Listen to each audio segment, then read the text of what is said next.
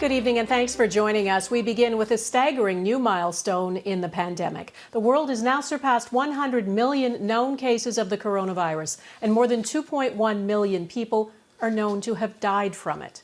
Now, the rise of new, more contagious variants poses a new threat and is prompting tighter travel restrictions. Germany is considering a ban on almost all international air travel. Israel has already done that. The U.S. is banning most visitors from countries where new variants have been detected, including South Africa, Brazil, the U.K., and dozens of European countries. And New Zealand is warning its borders will likely stay closed to visitors for the rest of this year. Today, Prime Minister Justin Trudeau said a number of new measures are being considered here. When it comes to protecting you and your family, nothing is off the table.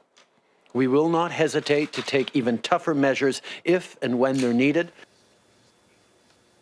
Exactly what measures and when they'll be announced is not clear. Manitoba's premier is not prepared to wait, and today he announced tough new rules for anyone entering that province. Mike Le Couteur has our top story tonight. To ensure that anyone returning to Manitoba, including Western Canada, must self-isolate for a period of 14 days. The order applies to all non-essential travel. Premier Brian Pallister believes this is the only way to protect his province against variants of COVID-19, which haven't been detected in Manitoba yet. Restrictions also have to be brought into place and made real by the federal government, and enforcement has to follow. And the pleas aren't just political. Dozens of physicians and researchers are calling on the federal government to tighten up the border now. When we're looking at how quickly these variants are transmitting, doing full restrictions for non-essential travel, I think, is certainly within our playbook. We are looking at even further restrictions on travel. While hinting something more is coming, Prime Minister Justin Trudeau points out travel restrictions imposed since the start of the pandemic have helped. According to Canada Border Services Agency, between last March and January of this year, more than 30,000 foreign nationals were denied entry into Canada from the U.S. because it was deemed non-essential. In addition to that, 756 people arriving by air from foreign countries were sent back. But stopping all commercial flights into the country could have consequences. We know that many commercial flights transporting passengers also carry goods in the belly of those planes. We need to make sure that we are not interrupting our supply line as we strengthen those measures. Now, those supply lines include the U.S. and Mexico. A U.S. State Department spokesperson tells Global News the three countries are discussing the implementation of science-based protocols along the shared borders. Donna?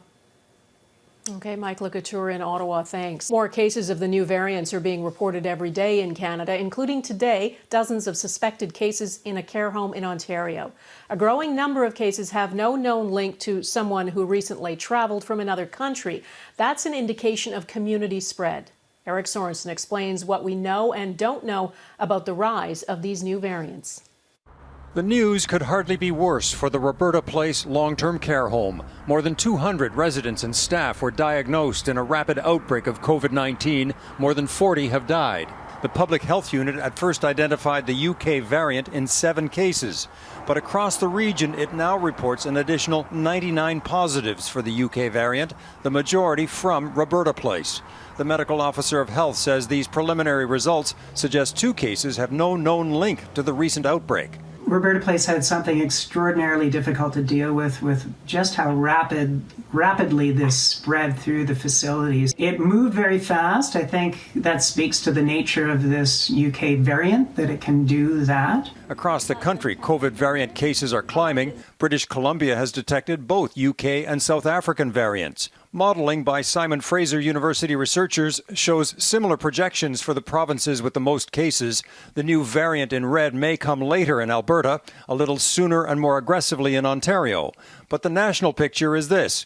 The COVID-19 virus may be peaking in January and fall off in February. But the new variant, if it becomes established with a 40% higher transmission rate, will start building in February and could take off in March, hitting numbers of cases far beyond anything we've seen to date. If you drop something with a high transmission rate into the system, what's it going to do? It's going to grow exponentially. So the thing is, a higher transmission rate means that it seems likely that the measures we have in place right now won't be enough. One expert says Canadians will have to buckle down, that deterring further travel is one measure, but we must continue social distancing. What's the most important for the variants is making sure we don't forget about our tried and true principles of infection prevention and control, because these are the things that we know are going to be able to decrease the amount of COVID in the community, variant or not.